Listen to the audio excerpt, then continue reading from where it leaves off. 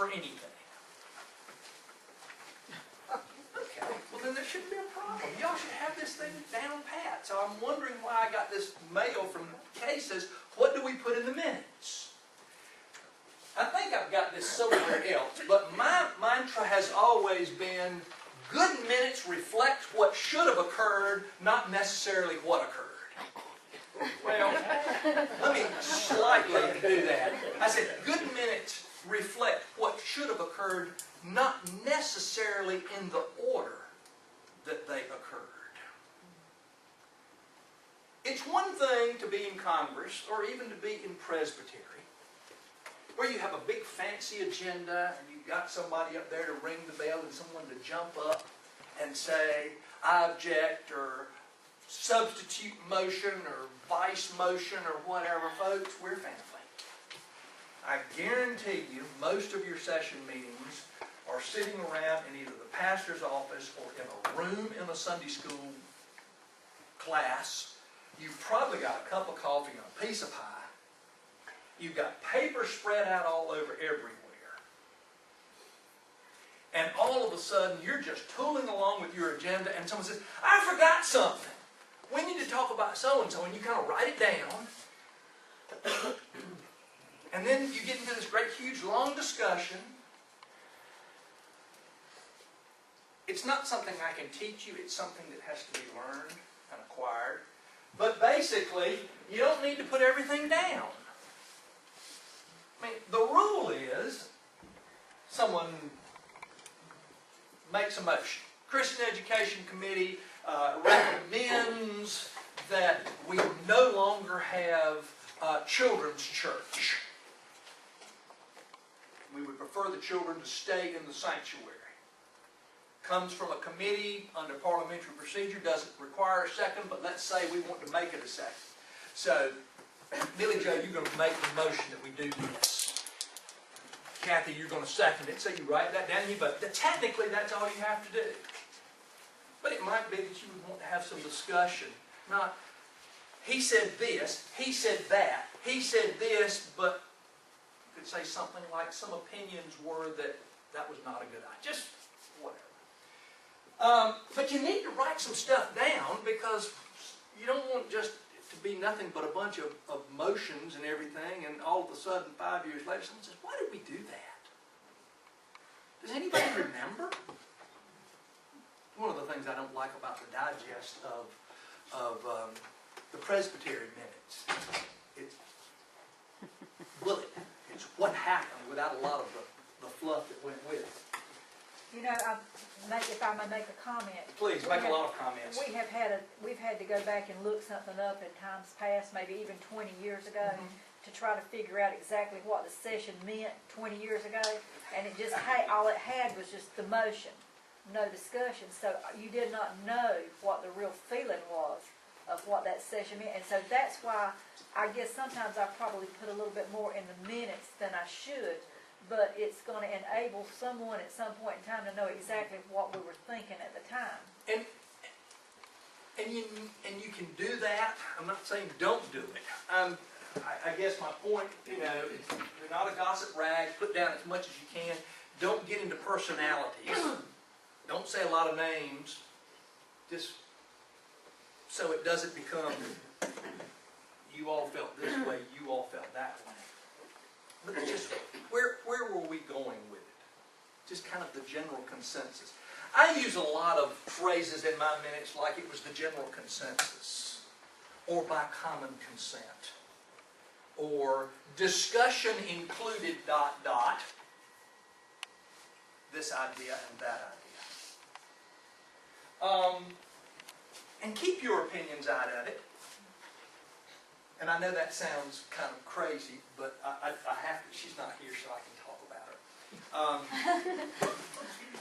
During 2012, the year that I served as Presbytery moderator, I was very fortunate to visit a lot of churches. And I'm looking around, and I know that there are a lot of churches here that I visited. What that meant was that I was not at either some session meetings or some congregational meetings at Pollock's. And one of my colleagues took minutes. Now, she was a write everything down minute taker. And then I had to try to make heads or tails of it to see what she'd done. But she's also the type that has no problem expressing her little thoughts. Catty little pithy comment. And I'm kind of reading along, and she's talking about what so-and-so did, and she'll put in parentheses, certainly not what I thought was the way. I said, well, that's not going to make it to the minutes. But don't do that kind of thing. It will come back to haunt you. Unless you want to, unless you're looking to be impeached, removed from office, and then that might be where you want to go. Okay, what needs to be in the minutes? And one of the things that I do have up here is the infamous clerk's checklist that you all have to take to Presbytery. And that's a good thing to look at probably before you even get started being clerk, so you'll know what someone's expecting. So what you technically have to have, the kind of meeting, very important, stated or called or special, whatever you want. Just make sure that's in there. Where it happened, make sure they're open and closed with prayer. Make sure your minutes are approved. The content of the report, they listed 2 or 3 things that always have to be in there. The summaries of the report, adjournment, the time of the adjournment, and the clerk of session signature. Congregational meetings, the moderator is supposed to do it, and I have been doing it long enough in Coastal Carolina Presbytery. When it was before that, Wilmington Presbytery required moderator to sign both session and congregational minutes, as well as the clerk. And I still do it. I've been doing it, and I've had 3 pastors to gripe, and I say, just do it. All I'm asking. So, here we go. Good minutes reflect the essence and in many cases the details of what happened, not necessarily to reflect the conduct of the meeting in the exact order. So get you a format, get you a template, get you something to follow along. Now I really don't like these things where you've got a kind of a fill-in-the-blank thing, and what you present back to your session members for approval is a fill-in-the-blank, but you can have your own fill-in-the-blank thing. So, for the sake of order, which is a good Presbyterian word, at least it keeps me in order, I have a template. Stated meeting of the session of the Apostles Presbyterian Church was held on Sunday, February 9th at 7 o'clock in the fellowship hall. Present and constituting a quorum. By doing that, you don't have to put anything in your minutes about whether a quorum was declared present or not. By the statement of your minutes, you have included that and put everybody's name, first, middle initial, last, as ruling elders, and then the moderator, Reverend Philip Gladden, pastor. He's wearing 2 hats. He's your moderator. He's also the pastor of this church. If Philip could not be here, it could possibly be that you had that same meeting, but it would be Reverend Laura Lupton invited by the moderator to do this meeting. You need to put that in your minutes. If someone other than the person that is appointed by Presbytery moderates your meeting, you need to write that down. It's very important. And it's also important that your moderator said it was okay. Nobody can moderate one of your meetings unless your moderator says it's okay. And that's another polity thing for another day. But just make sure that that happened. List any other people that were in attendance who are not members of your council. Your treasurer. Maybe new members who are appearing to be received. Chairman of the child care board. I don't care. Just write them down. You need to know who was there. Meeting was called to order by the moderator, who opened the meeting with a reading from Jeremiah 29 and prayer. The agenda was reviewed and approved. The minutes of the whatever meeting, I put them all in there. were reviewed and approved.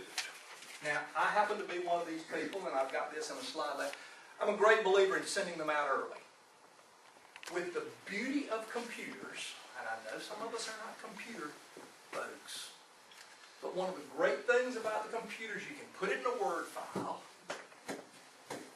email it, give it to them 2 or 3 days in advance, let them make the corrections. How many of you all don't we remember using whiteout and erasers with the little things?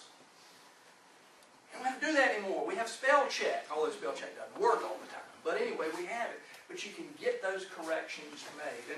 And so what mine would often say is they were reviewed and approved as printed and circulated, or as printed and corrected. And if I make a correction, I put what the correction was. I don't just go back and correct in the minutes. I put what the correction was, so that we know. This is something that I started doing several years ago, and it's worked pretty well. I stuck it in here because it was the same thing. Someone says, well, I don't know who made the motion and who seconded it. It takes all sorts of long type of stuff. I usually just say on motion, Smith and Jones.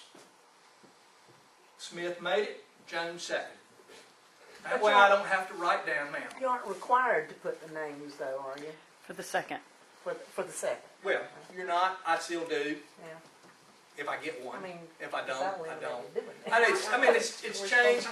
But I'll tell you, I know it's not required. But that's like kind of trying to teach an old dog new tricks.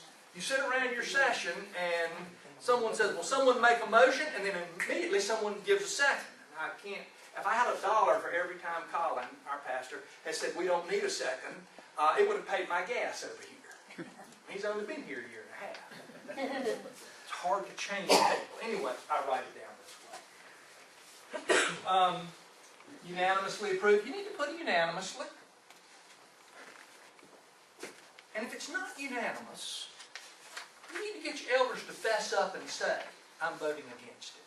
Oh, ours will. Okay, good. Well, and I've gotten a head shaker too. I've learned, and because the problem is, invariably someone will come back and say, I didn't vote against that. Well, if we're going to play Robert's Rules of Order, let's play Robert's Rules of Order. If you don't vote against it, it's automatically for it. Now, again, we don't have that to happen, but I know some churches just get into all grades of issues about who voted for something. Anyway, I just pass that along. After I do the minutes, I usually say, I have a thing called special orders. And special orders can be anything from receiving a guest who wants to make a presentation to examining officers who have been trained and are ready to be ordained, receiving new members, a plethora of things. But if you just always have it at the first of the thing, first of all, they don't have to stay. I don't remember many folks who actually want to stay for a session meeting. Kind of like only about 10 of us, 15 of us, maybe 20 of us that I know really like Presbyterian meetings. Most people, they like to go to lunch, but they don't want to go. They don't want to go. So I get that done. And then I say the following communications were received. Everything always follows this order. The following communications received, and who they came from, any letters, requests for transfer, correspondence, anything from the Presbytery, the GA, and how we dealt with it. And I'd read them out. Got a letter from Church Secretary Frances Waters thanking us for her Christmas bonus, received as information. I received a letter of thanks from Barium Springs thanking us for the Thanksgiving offers, received as information. Received a letter from the New Hope Presbyterian Church in Chapel Hill requesting a letter of transfer for Daniel and Patricia Johnson. I move that we affectionately, that's the old Southern way of doing it, affectionately dismiss them. From the Presbytery, the hated, in parentheses, annual statistical report and other stuff. Refer to the clerk and treasurer and let them worry about it. Make sure you say what you did with those correspondence. And then break it down two different ways. I say general reports. A pastor's report. Some of y'all do it different. Back about 10 or 15 years ago, we had some folks that didn't like what our pastor was doing. So we just don't think he's working hard enough. So we want to hear what he did every week, every month.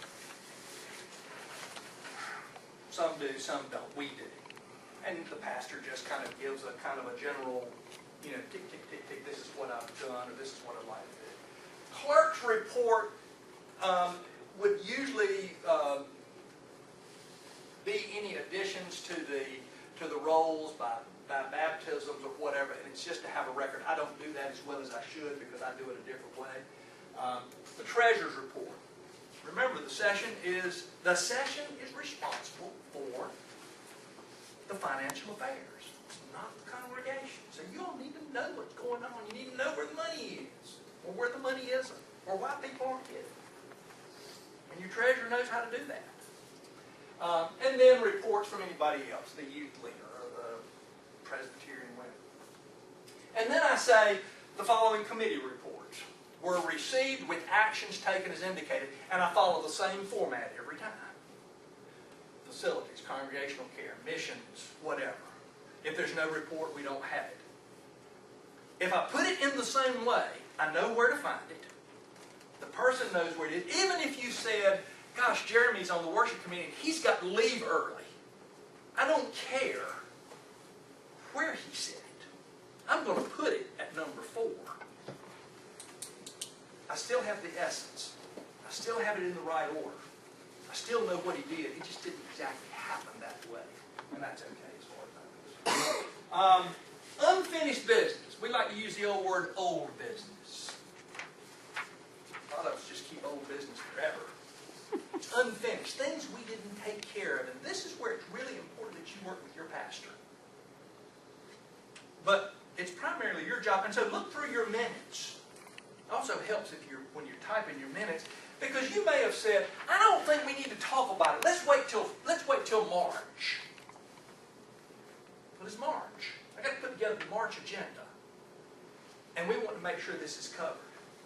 The other thing that it helps you do is it helps you remember, do you realize we've been talking for 14 months now about fixing the gutters on the fellowship hall? We haven't done it yet. And I just kind of look back at it and I say, and you're going to keep on reading about it in this business until you deal with it. Because it's been brought to the body and it needs to be dealt with.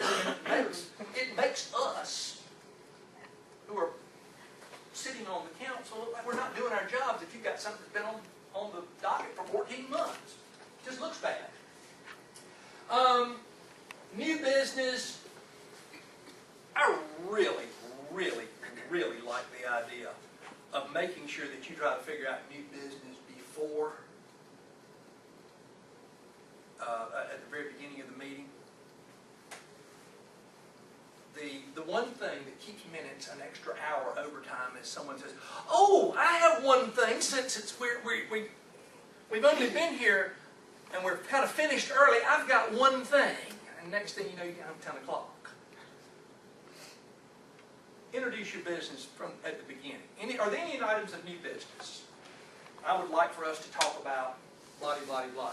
And then the moderator would make the decision where it goes. Well, this is, you as the clerk can help with the planning on this.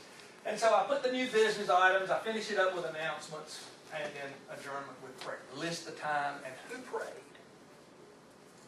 And hopefully you will see a lot of people, different people praying and not just your moderator.